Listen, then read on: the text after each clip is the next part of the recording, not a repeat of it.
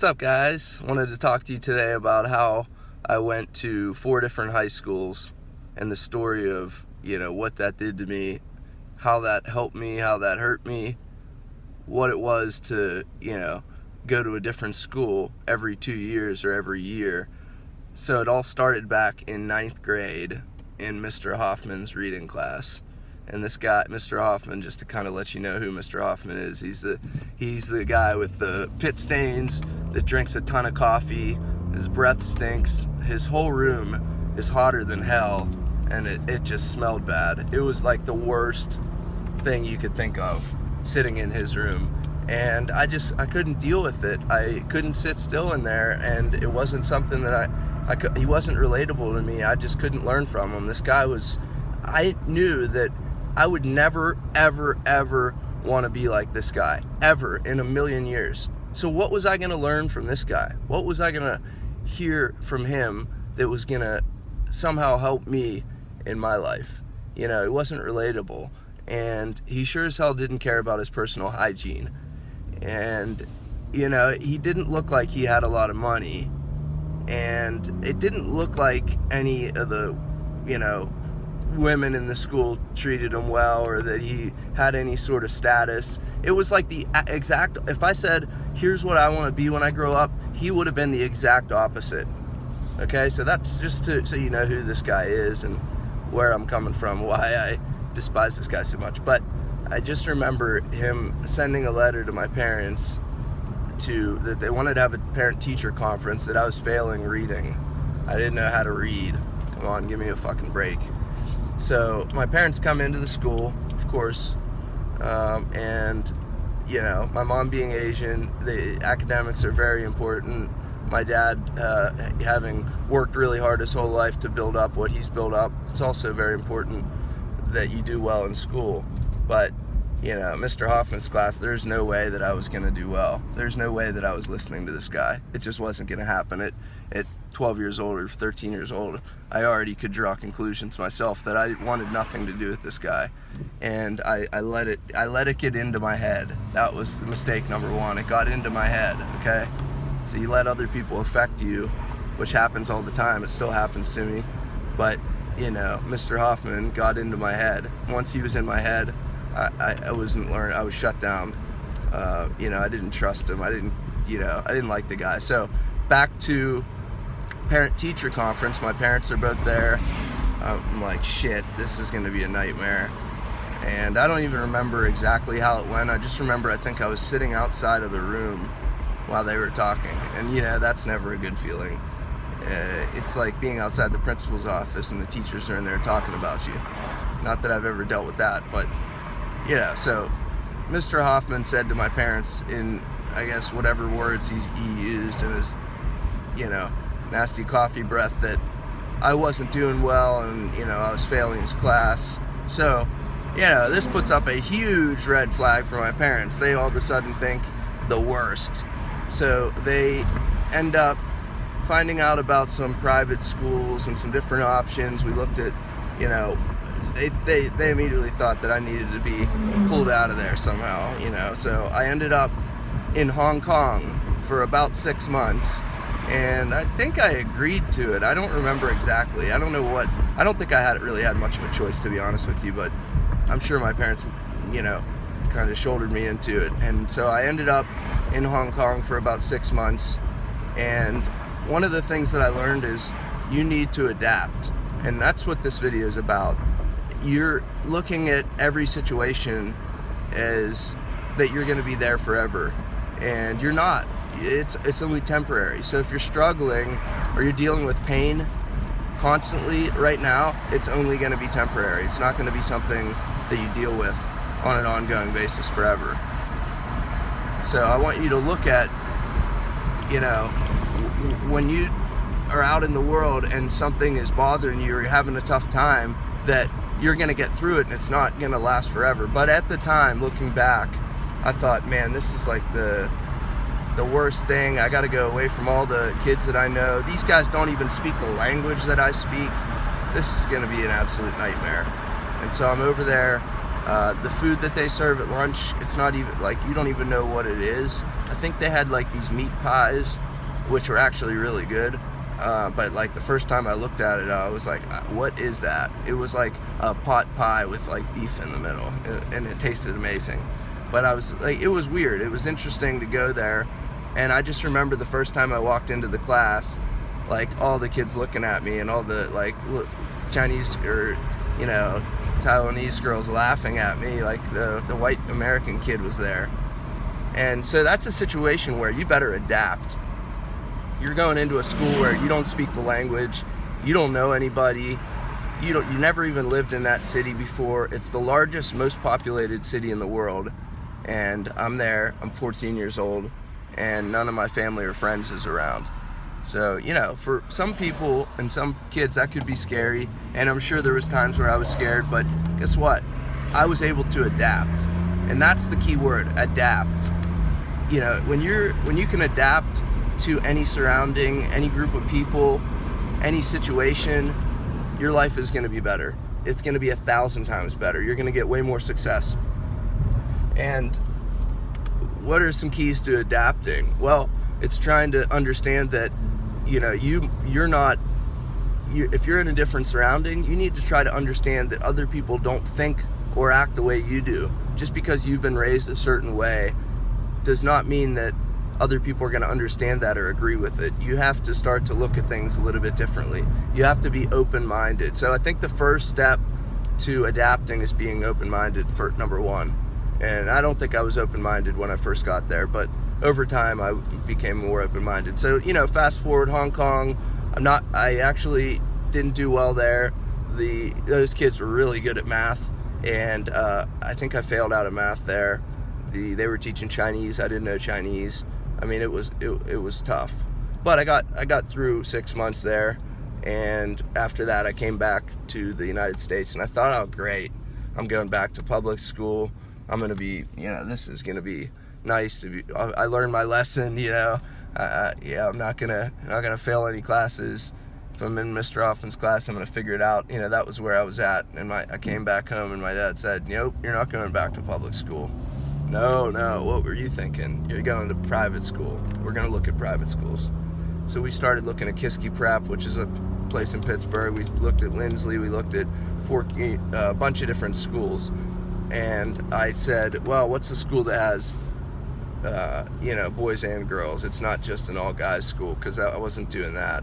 So I picked Lindsley, which was a prep school that I would stay at, and I would literally live there. So it wasn't like coming back home. I was going to go back and hang around with my friends again and go to public school. No, that was what I thought, but that wasn't what happened. And so I went on to the Lindsley. I wore a shirt and tie and a blazer and black socks and black shoes every single day, or brown shoes. You could wear black or brown shoes. And I played soccer, played baseball. You know, it was actually a really nice school, and probably a great experience for me looking back. But at the time, what did I have to do? I had to adapt. And kids tried to, you know, pick on me or make fun of me because they didn't know who I was. They didn't know the type of kid I was. But I quickly made friends, and I adapted. And every school that I went to, I came away with some really good friends that I'm still friends with today. Almost every single school, I still have kids that I talk to, with the exception of, actually no, I still talk to kids from Hong Kong. So every single school that I went to, I talked to kids because I adapted. I made friends. I became, you know, a part of their little society, their group, their influence. And so, you know, that was because I was open-minded about them being different than me. I wasn't going to say, you know what, these people are different, so I'm not going to, you know, be friends with them, or I'm just going to keep to myself. No, I adapted. And so fast forward, Lindsley, get in a little bit of trouble there. To make a long story short, without giving you guys all the details, because I don't want to bore you with the details, although you might want to know what happened, I end up in the headmaster's office, and my parents get called in an hour and a half away. They're in Pittsburgh. I'm in West Virginia. They get called into the school, and the headmaster says, look, you know, Jeff and Joyce, I think your kid, I don't know that he's cut out for this school. I think we recommend he goes to a military school. Oh, great. Military school. That's just what I want. That's just what I needed, you know. And so that's where I went.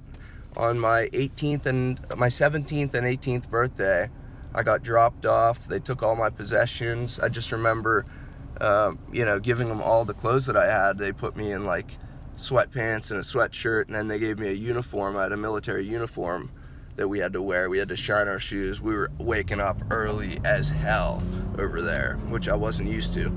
And guess what? This is a huge adjustment. What did I have to do again? I had to adapt. I had to find a way to survive.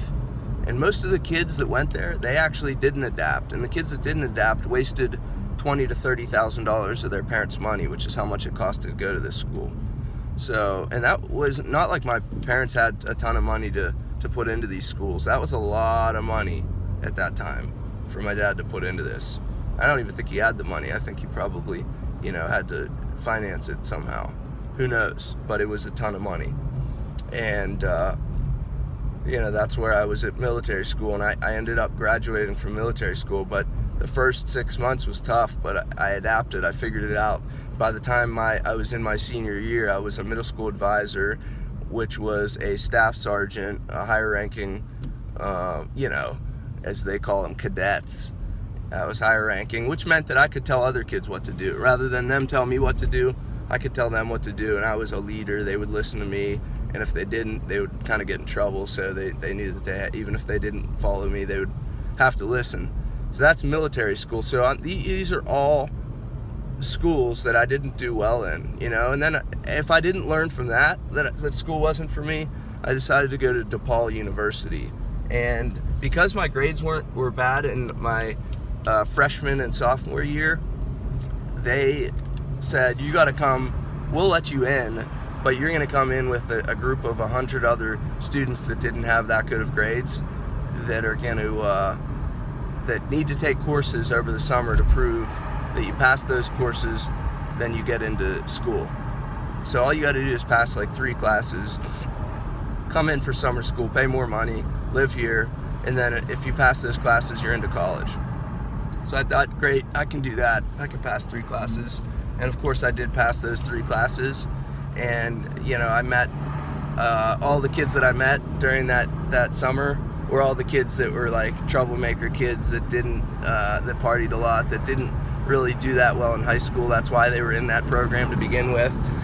So maybe it wasn't the best scenario, but I still needed to follow what society told me. Hey, you got to go to school.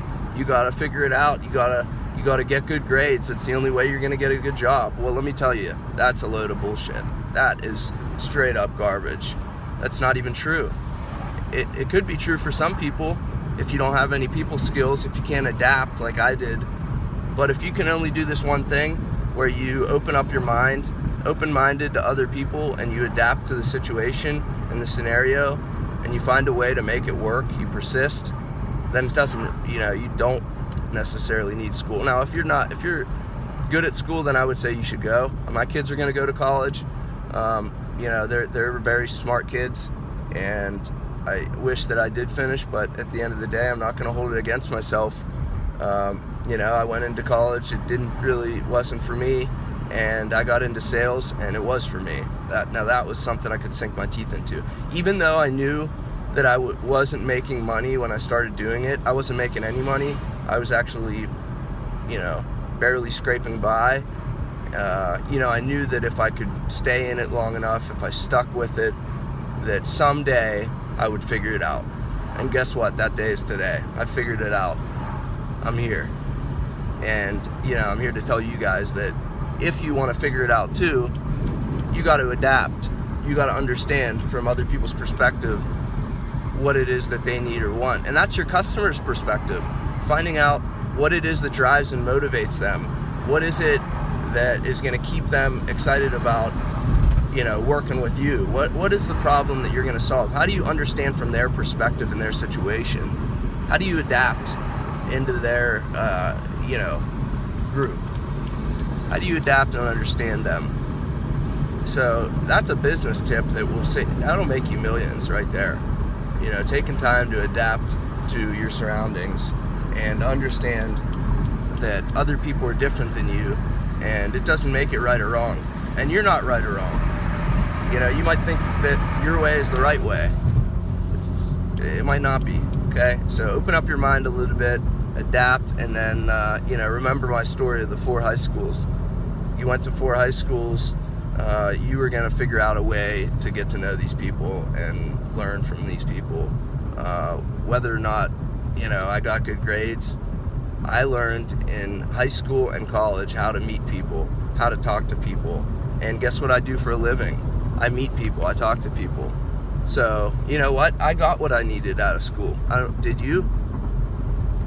Ask yourself that. Did you get what you wanted out of school? I got what I wanted, which was to know how to talk to people, learn how to adapt. Now, it was a tough road to get there, and it was a very painful, and I wouldn't recommend it, but, you know, it helped me to get to where I needed to be to take care of my family. So, all right, guys, signing out. Give me a thumbs up and share this video, because this is probably one of my better stories. It may not be the best video because I'm in my car, and maybe I'll shoot this again when I can jot down some notes and give you the whole story. But I just want to see how this video does and see if people like these kind of stories or not, because this is a true story, and it's a real story of how I got to where I'm at. All right, I'll see you guys soon.